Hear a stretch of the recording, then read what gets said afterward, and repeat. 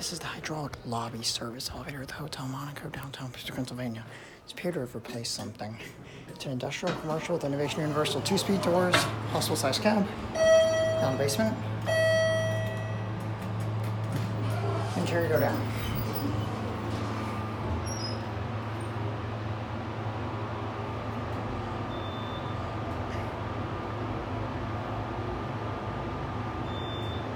Here basement.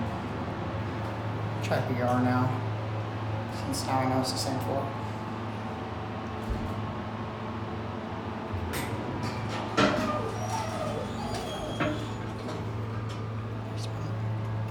Let's go back up to 1.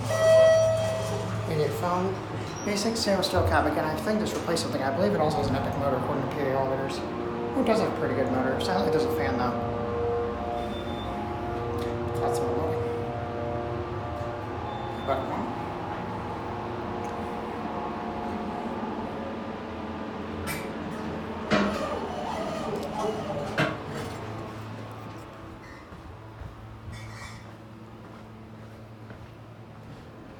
Close it, and that's gonna be it.